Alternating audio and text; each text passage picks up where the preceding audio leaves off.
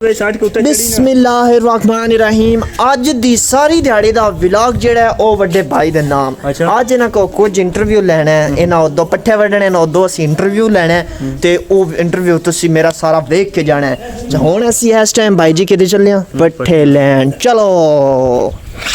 और इस टाइम जनाब आप देख रहे हैं कि बड़े भाई हवाई के साथ साथ चारों की तरफ जा रहे हैं, मतलब पट्ठों की तरफ जा रहे हैं। और ये देखें उनकी आप चाल देखें, माशाल्लाह से बहुत अच्छी है। और भाई साथ साथ चारा काटेंगे और हम एक ऐसा इंटरव्यू लेंगे जो कि आज सिर्फ आज का व्लॉग है ही भाई बड़े के नाम।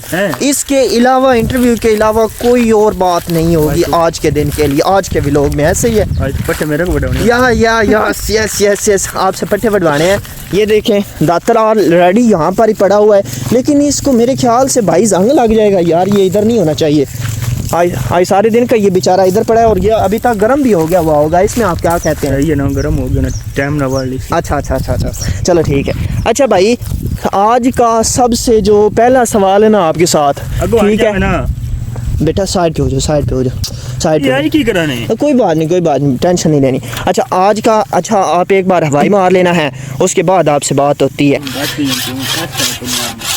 ये देखें जी, दातर को हवाई ऐसे मारी जाती है। बाज़ लोग हवाई मारते नहीं है, हमें लगे रहते हैं। हवाई मारने से जो चारा है ना वो बड़ा इजीली काट लिया जाता है। ऐसे ही है वीर जी। फिर इसकी अंदर वाली साइड, पहले बाहर वाली साइड और अब इसकी अंदर वाली साइड।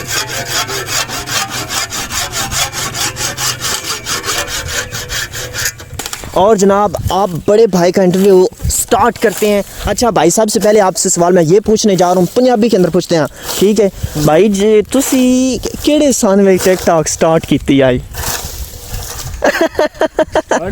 हाँ स्टार्ट की है, मतलब शुरू की है। तकरीबन 2019 विच अकाउंट बनाया या मैं बना छड़िया कि जुलकर नैन ते कमल आफ्ताब स्टार होंदे हन। अच्छा इन्हां दी वीडियो बड़ियां चंगियां लगदियां हन, लाइक करने वास्ते बना छड़िया। अच्छा मोनी जे एक बारी दिल कीता अपनी वीडियो पोस्ट।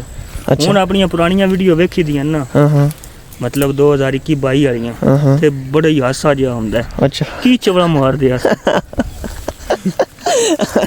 अच्छा ना तुसी पट्टे भी शुरू रखने ने, मतलब ये होवे कि मेरा 10 मिनट का व्लॉग बनया पिया होवे, तुसी आखो मेरे 10 मिनट तो ज़ाया कर छड़े ने।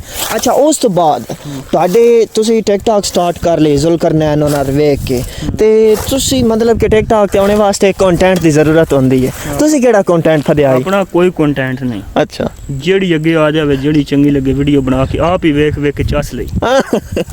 मतलब एक तुहाडे 2021 तो लैके हैं 2026 तक भी तुसी वायरल न होए, एदा मतलब ये कि कंटेंट है ना एक नहीं रखिया। एक कंटेंट रख दे, जेड़ा रख दे आज ना कोई ना वायरल हो जाना है। चलो कोई बात नहीं, सानू वायरल होने दी शौक ही कोनी ना। अच्छा असी अपने आप से खुश हैं। ओह अपनी दुनिया विच मगन ने ओ की शेर है कोई नहीं शेर आमदा, मैं ते अपने कोलों कमेंट सेक्शन विच लिख छड़िया जी।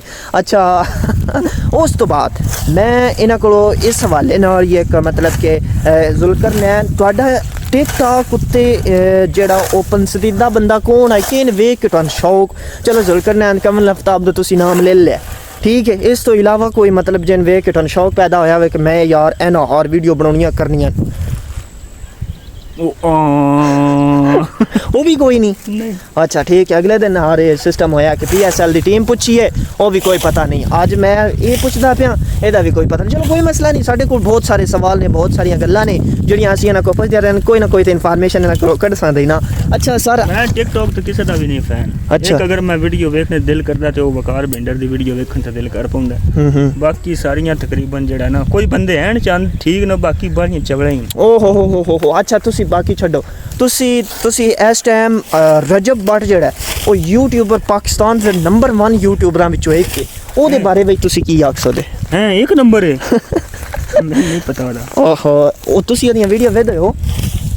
नहीं ना मैं नहीं पता कोई रजब भट्ट है, कोई किसी सवानी तलाक दी है बीवी अपनी। नहीं तलाक मेरा ख्याल कि अफवाह में ही सारियां हुई कोई नहीं है। अच्छा कोई बात नहीं।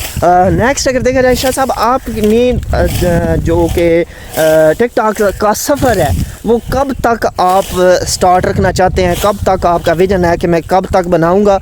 मतलब आपका गोल क्या है? 1 मिलियन लाइक्स हैं, 1 मिलियन फॉलोअर्स हैं, आपका क्या माइंड बनता है आपका? ਇਹੋ ਜੀ ਕੋਈ ਗੱਲ ਨਹੀਂ ਹਾਂ। ਬਸ ਜੋ ਹੋਇਆ ਵੇਖਿਆ ਜਾਸੀ ਫਿਰ ਜੋ ਹੁੰਦਾ ਉਹ ਵੇਖਿਆ ਨਹੀਂ ਜਾਂਦਾ ਹੁੰਦਾ ਕੀ ओह हो अच्छा अच्छा अच्छा अच्छा अच्छा ਓਏ ਲੈ ਜਾਓ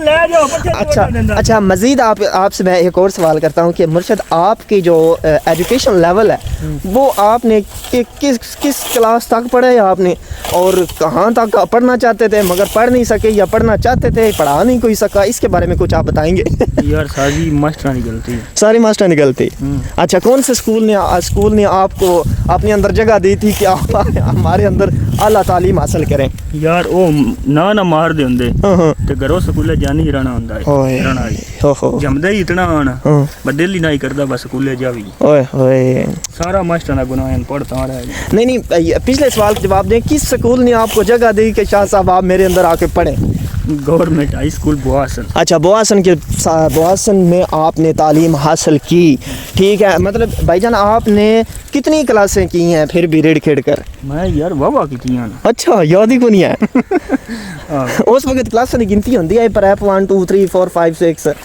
कि कच्ची पक्की दूजी होंदी है मैं कच्ची पक्की दूजी विच पढ़ा कच्ची होंदी है मुन पक्की ठीक हो गया ज़बरदस्त हो गया और इसके बाद आपसे मैं एक मेन सवाल पूछने जा रहा हूँ आपने कितना अरसा बाहर के ममालिक में अपनी लाइफ गुजारी है 4 साल जिंदगी 4.5 साल आपने 4 साल 6 महीने कर ले 4 साल 6 महीने नहीं कुछ एक दसो ना नहीं वो अफ्रीका जेल च भी 2.5 महीने रहा से ओ दुबई भी 2 साल पूरे होने तो बाद महीना तकरीबन रहा 4 साल तो 6 महीने बन गए 4 साल 6 महीने जनाब क्या बात है बाकी जेडे सवालात ने इंशाअल्लाह अगले व्लॉग विच भाई को पुछां दे क्योंकि इस टाइम सवालों के पहाड़ मेरे दिमाग में जमा हो गए हुए ने बाद च पुछां दे व्लॉग हो चला जे वड्डा और अज दे व्लॉग इत्थे ही असीं शुरू करदे हां पट्ठियां विच और पट्ठियां विच ही खत्म करदे हां अल्लाह हाफिज़।